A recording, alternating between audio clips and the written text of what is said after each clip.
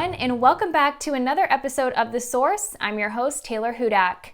The post-9/11 wars have been ongoing for nearly 20 years, and President Joe Biden promises that he will withdraw troops from Afghanistan by September. But the question remains, will he? And has the United States truly recognized the costs of war? Joining us today is Dr. Stephanie Savell. Dr. Savell is an anthropologist of militarism, security, and civic engagement. She is also the Senior Research Associate at the Watson Institute for International and Public Affairs at Brown University and is a project director of Brown University's Costs of War project. Dr. Savell, thank you for joining us today. Thanks so much for having me. Absolutely. So before we get started on the various facts and figures, I want to talk about the background and the history of the Costs of War project. Yeah, sure. The Costs of War project was founded in 2011 by my current co-directors. The two professors, Nita Crawford and Catherine Lutz. Both of them were at Brown University's Watson Institute for International and Public Affairs at the time. And the goal was really to use research to shed light on the unacknowledged, deeper, longer-term costs of the choice, the U.S. choice to wage the so-called global war on terror. And of course, now we're about to hit the 20-year mark for those wars. So in many ways, not much has changed. The mission of the project is still to use research to kind of change the terms of public debate and prompt especially the American public and policymakers to kind of ask big questions about war. Why are we at war? What are we doing? Is it meeting our supposed goals of keeping people safe, both in the U.S. and around the world? And if we're not, what should we be doing instead? And really kind of using that questioning to work against what we see as a militarized status quo in the United States. Just to put it into perspective, how many other universities or institutions are doing this research? As far as I know, we're one of the only groups that is, what we're doing really is providing a bridge between the researchers who are working on these issues and the public. And so what we do is we put public-facing research papers on our website, and then we do a lot of work behind the scenes to connect that research to people who can use it to advocate for change, as well as the American public. So we're constantly reaching out to journalists and editors and Congress and peace groups and social movements and things like that. So we do a lot of work to kind of make the research accessible and do the work of translation, which often needs to be done for scholars, especially who are used to publishing only in academic journals, things like that. Can you tell me about your research in particular, as well as the methodologies that you use? Yeah, sure. So the Costs of War project gathers the perspectives of over 50 scholars and experts from across the disciplines. So I'm an anthropologist myself. My primary research method is ethnography and kind of, you could say meta-analysis. We have economists and political scientists and even physicians and, human rights practitioners. So we're really kind of trying to look at the major consequences of war and figuring out who is the best kind of expert to answer the questions that we have. So personally, a couple of the things that I've been working on. One is I've been looking at the scope of the post-9/11 wars. And one of the things that I always say is, we can't end the endless wars if we don't acknowledge their full scope. It's far beyond Afghanistan and Iraq. We currently, in the past few years, have had counterterrorism operations in 85 countries. It's astounding. So I put out this map that's been featured in USA Today and Smithsonian and in other places in various iterations, that shows all these different places, and it shows the different categories of action. So there's kind of the airstrikes, and there's on the ground combat. Those are kind of the most intense iterations. But then there's also, I think, 79 countries where the U.S. is doing so-called training and assistance in counterterrorism. This is not the innocuous neighborly help that it sounds. A lot of times what we're doing is supplying money and weapons and institutional support for domestic wars on terror that, in fact, are carried out against, minority groups or political opponents to the regimes. We are, operating under the logic that there's a good state that's fighting evil terrorists, and many times that's far too simplistic of a worldview. A lot of times these are, authoritarian regimes to which we're providing weapons and money for military operations, and so those are carried out with really negative consequences. And that's partly what I did, kind of a deep dive into one of the data points on my map recently. I went to Burkina Faso, which is a growing hotspot of conflict and Islamist violence, and I looked at what are the consequences of U.S. Security assistance for counterterrorism in Burkina Faso, and what I saw was that we set up Burkina Faso and the Sahelian governments for a war paradigm approach to the problem of terrorism. From shortly after 9/11, we were in the region doing training, even though U.S. security strategists were not identifying their region as a primary threat or home to militant Islamist militant groups. But we started doing this training. We started kind of basically exporting a war on terror mindset.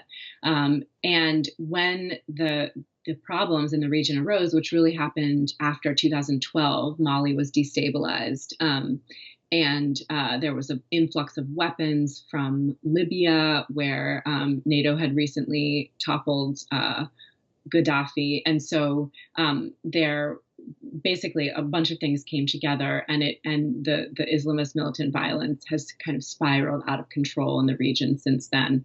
And the U.S. has just been supplying. I mean, you can track the money that we've provided to Burkina Faso and the money that they spend on their military. It's both of them have kind of risen exponentially in recent years, along with numbers of deaths. And there's actually just as many people of a minority ethnic group, the Fulani, being killed. I should say there's just as many civilians being killed by government forces as there are by Islamist militant groups. So you can really see the kind of really dramatic negative consequences and costs of this war paradigm approach to the problem of terrorism in that region. So that's what my research is on. I hope to do more in West Africa and keep looking into the consequences of U.S. actions there. A lot of it is not very well.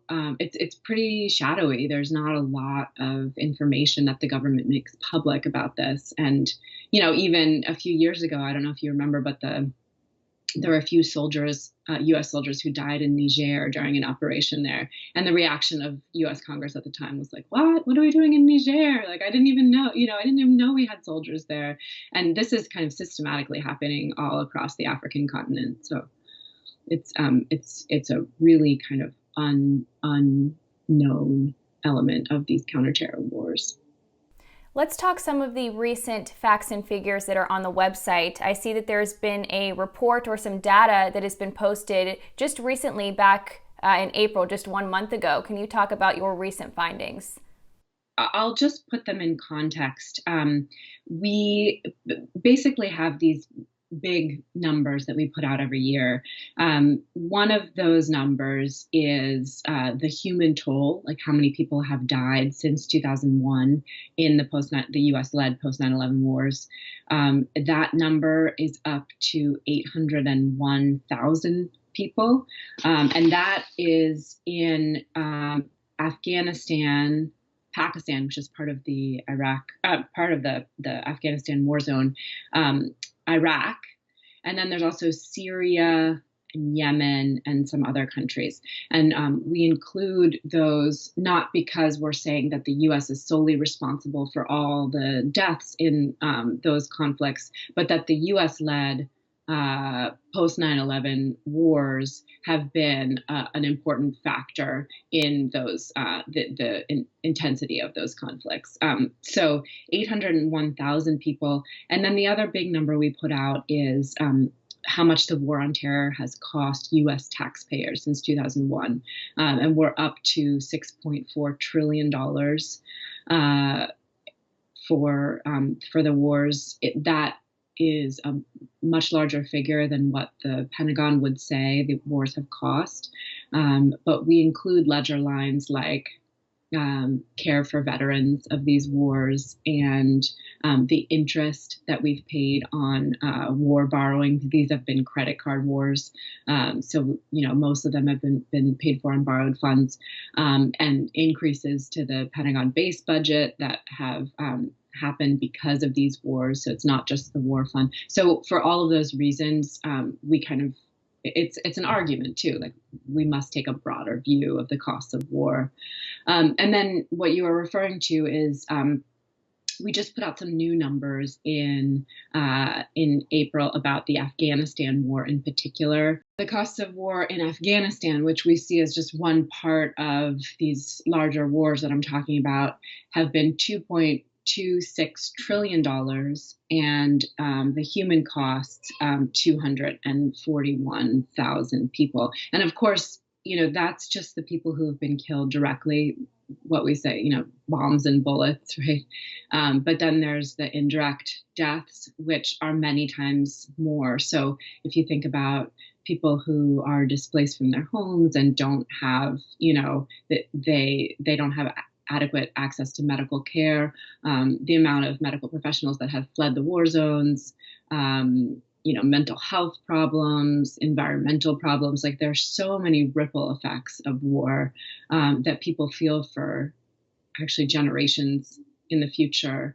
But that those cause a lot of what we call indirect deaths as well. Does the United States create more terrorism? It's really counterproductive to wage a war on terrorists, because you kill people and then they get angry and want to retaliate. In Burkina Faso, what I saw was that is the militant group's best recruiting device, was the fact that the army was killing civilians. And so that was one of the major reasons people were joining groups. The other thing that a war on terror paradigm does is it erases the reasons why people join terrorist groups in the first place. In addition to kind of the revenge and retaliation, it's also just out of poverty and in West Africa, frustration with governments that people feel like have abandoned them, elite corruption, and just kind of in some cases just because it's a job. People are struggling to feed themselves and their families, and you can take up arms as kind of an occupation and a way to do that. So. When a government takes this domestic war on terror approach, it kind of erases the need to address those root causes of terrorism in the first place. So there's lots of things that it does to really foment the problem of militant violence rather than quell it. as is the supposed intent. And there are more so-called terrorist groups now than there were on 9/11. There are more recruits to those groups. It's a more widespread phenomenon around the world. So I think you can absolutely say that the U.S. war on terror has been incredibly counterproductive. Now, taking a look back at the figures now, do you take into account other costs such as opportunity costs? And what I mean by that specifically is, could this money be spent perhaps elsewhere, say in social infrastructure such as healthcare, education? Yeah, we have a paper by an economist named Heidi Peltier on our site that shows that, one of the big kind of justifications we hear in the United States for pouring money into the military is that it's a job creator. And that's one of the reasons why a lot of Congress people will support a really huge amount of money that goes to the military every year. And what Dr. Peltier shows is that per dollar spent, if we had invested in education or healthcare instead of in the military, we lost the opportunity to create basically 1.4 million jobs a year in those other sectors. So the investment in the military has absolutely come at the detriment of these other sectors.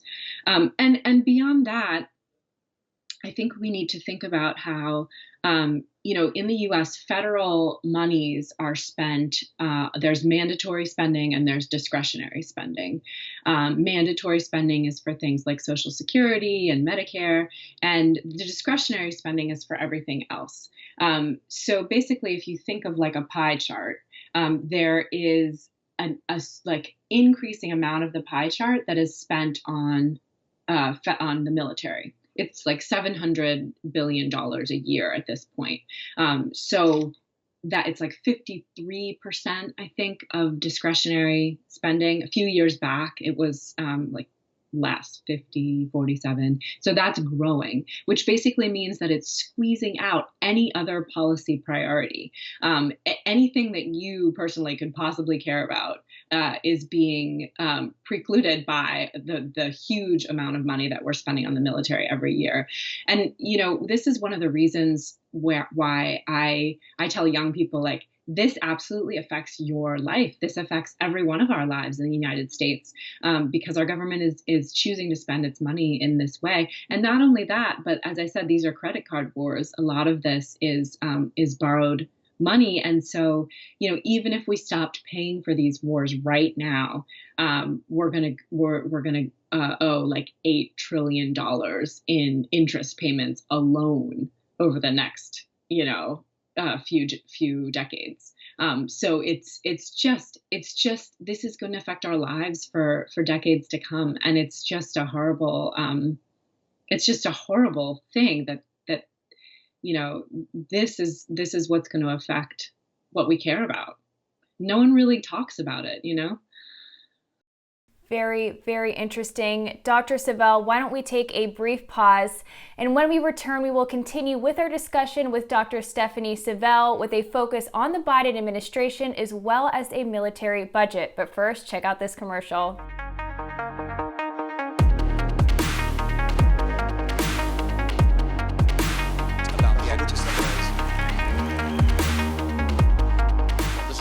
Pure journalism. Every journalist in the world should have been cheering Edward Snowden. He did what every journalist is supposed to be devoted to. Because we have evidence that when we do that, things go wrong.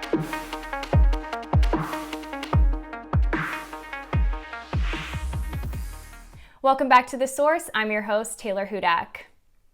Okay, Dr. Savell, I wanted to ask you also about some of the research that's been done on the psychological trauma experienced by people who are in these countries who are affected by these wars, as well as the soldiers and their families. Yeah, it's a great question. There's, first of all, one of the things I've learned in studying war is the people who are most affected are the people in the war zones. They're the ones whose lives are ripped apart. U.S. soldiers and veterans are also facing like huge mental health issues. But I'll start with the people in the war zones, and then I'll go to the soldiers. It hasn't been well studied enough. It's an incredibly difficult topic to study. So I can tell you a story that I think is really indicative of some of these mental health issues. There's this scholar, Anila Delatsai, who writes about Afghan war widows. And there's this one woman in particular who she tells the story about how she lost both her husband and her son in a roadside bomb blast. To kind of cope with her grief, she turns to heroin. There are apparently, several American aid programs that are intended to assist Afghan widows in with income generation, things like that. And this woman basically, but they say that you can't be a heroin user if you're going to be receiving aid from these programs. So it tells the story of how at one point she's kind of going along with this, and then at one point she kind of just gives up and says, or not a give. She doesn't give up. It's basically almost a defiance. And she says, you know what? Like my heroin use is, I'm not going to comply with your requirements for this, assistance, because this is the only way that I can possibly deal with the pain that is my life. And it's not just her life, but at this point, it's decades of serial war in Afghanistan that have left these really deep imprints on the culture, like deep sadness. Because of course the conflict predates 9/11. There's been the war with the Soviets that the U.S. was involved with before that. So basically she and then there's this whole kind of system of social support where that American programs might judge this woman for being a heroin user, but her neighbors don't. And there's this whole system of kind of neighborly care for heroin users who are like suffering the psychological toll of these wars. So this woman is just kind of defiantly refusing to comply with what she's supposed to do in the aftermath of death, the death of her family. It's just a heart-wrenching story, I think, and really indicative of the decisions that people make, the fact that, people are having to cope with living in a war zone for so long, and the choices that are left to them to make. And then I think, for U.S. soldiers and veterans, there are more service members and more veterans who are dying by suicide now than in combat. We have a forthcoming paper on this in the next few weeks. The numbers have risen dramatically since 2012. It always used to be that service members had a slightly lower rate of suicide than the general population. Now it's much higher. So the numbers are really striking. And part of the argument of this paper is we don't quite know why suicide has become such a big problem in the post-9/11 wars. But a few of those reasons are the fact that, the American public doesn't really recognize and give importance to these wars. So the sacrifice these people are making, they feel really alienated by society when they come back.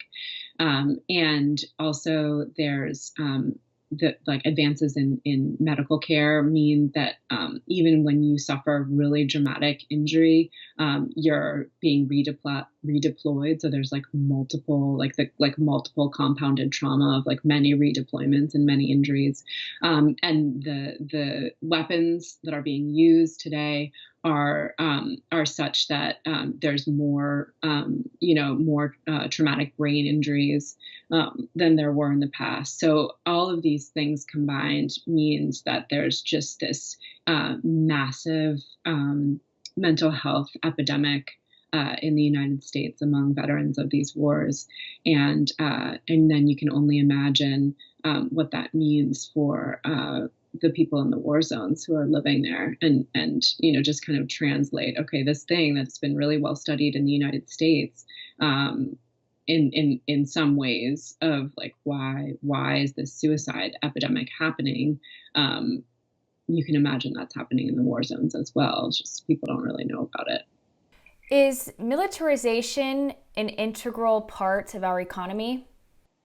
Yeah, so there's another myth about the military that people often will say, like, oh, you have to give money to the military because you have to support our troops.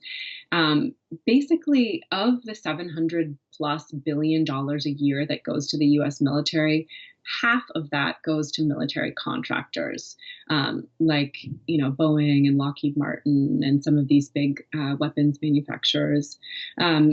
And their CEOs are making hundreds of millions of dollars a year. This is a huge, we've all heard about the military industrial complex. It's absolutely essential to the way that our economy and our society works. And what we've found is that when we present our kind of educational materials to Congress, the people who kind of really most understand what we're saying, who we feel most aligned with on questions of the militarization of the U.S.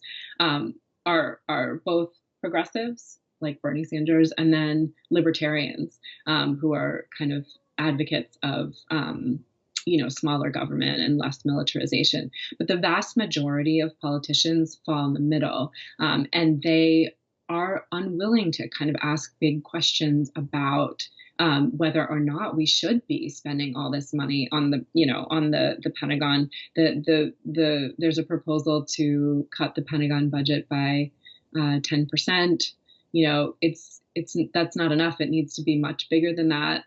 I understand that we need to kind of work incrementally for change, but there's very few people who are willing to kind of question the militarization of U.S. society. And part of that is because the outsized influence that military contracting companies play in Congress. So there's one of our researchers shows that there's this revolving door between these military contracting companies and Congress. Some of the same people are working for both. And so there's a lot of interest in maintaining the system as it is, and keeping the Pentagon budget as it is, keeping half of that Pentagon budget, $350 billion a year, or 370 billion in 2019, going to contractors. And one of my colleagues calls this a camo economy, because it's really camouflaged the true costs of the post 9/11 wars. Let's take a look at the Biden administration. President Biden announced that we will finally be withdrawing from Afghanistan. Are you hopeful? Do you think that this is going to become a reality? It was a great first step. Biden was willing to kind of ask questions about, like, well, are we really, like, what are we doing in Afghanistan? If we wait until this moment when we're ahead, then that will never happen. We'll be there forever, So he was the first president to basically speak about that since the beginning of the war on terror with George W. Bush in 2001. So that is good, and I hope that he can continue to question not just the war in Afghanistan, but the wars in these other places that I've been talking about as well. At the same time, I worry that, a kind of a troop withdrawal from Afghanistan, it allows him to just kind of get off the hook and saying, like, oh, this was a campaign promise. and I've done it. I've ended the endless war. When actually, as I've been talking about, there's counterterrorism operations in so many other countries, and so we really need to kind of rethink those and really stop. all across the board. And the other thing is, he's kind of militarizing the response to the threat of China, and kind of building up, like approaching that kind of competition with China in a really militarized way. So for us, it's not enough. I mean, the post 9/11 wars are really just kind of a case study of, the ways that the U.S. goes about things in a militarized way, and we need to question militarization on all of its fronts. And so, it would be horrible if China were just kind of the next excuse to militarize U.S. foreign relations. So we have been at war in the Middle East for a very, very long time. A very long time. I mean, for some people now who are adults, it's been their entire life we've been at war. Has anything really changed? Yes and no. One of the things I've learned about from my colleagues is that, one of the major justifications for our U.S.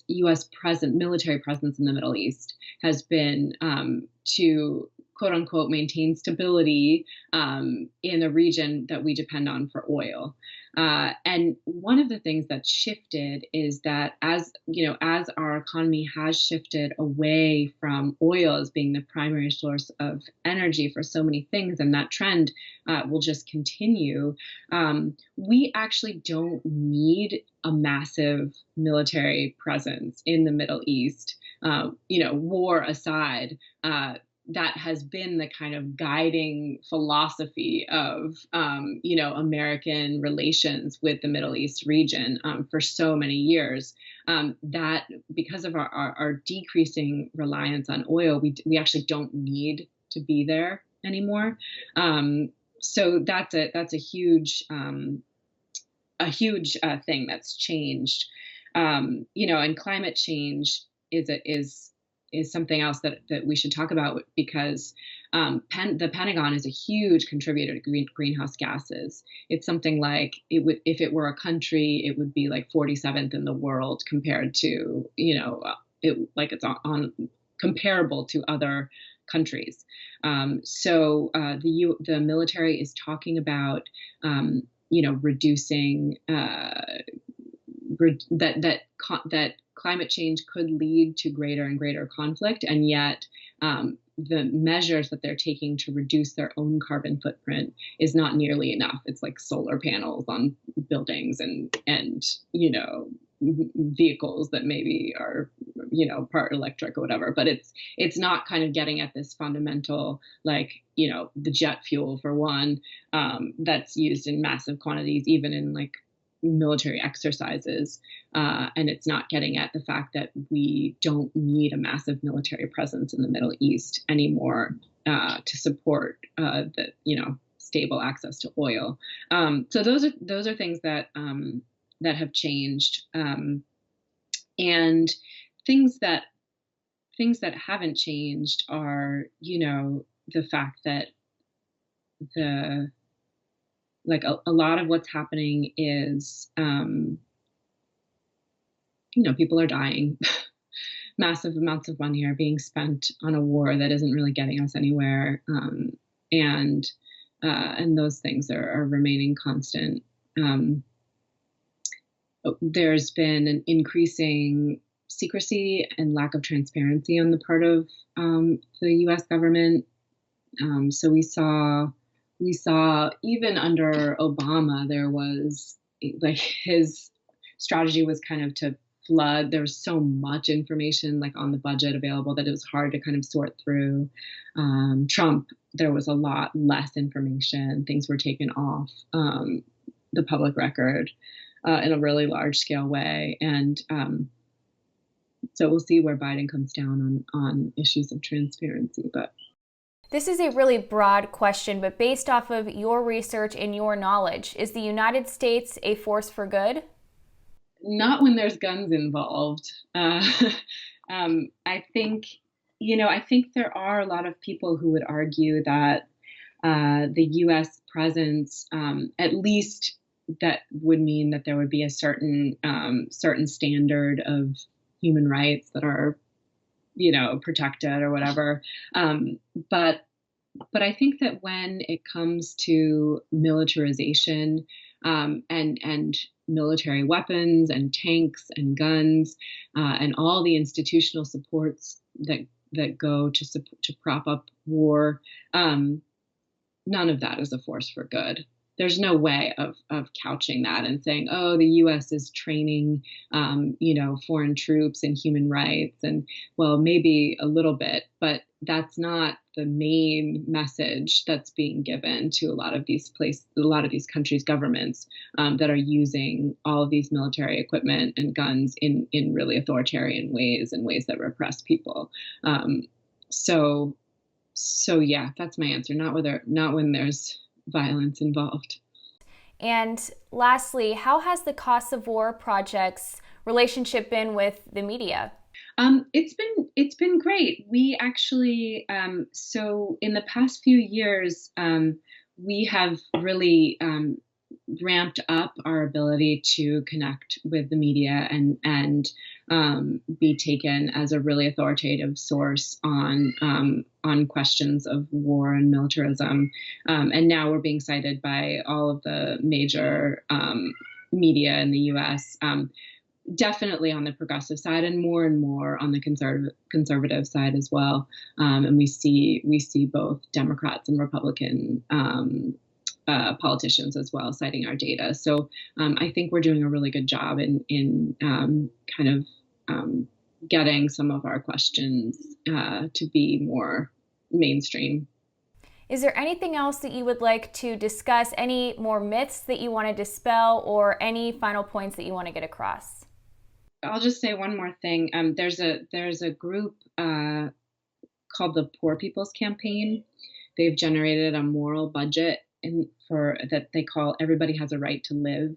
And they've basically identified an easy $350 million in annual military spending cuts. And part of what they're trying to do is show it would be super easy to do things that we're always talking about in this country, like raise the federal minimum wage to $15 and expand voting rights and all of many other things that people talk about as being goals.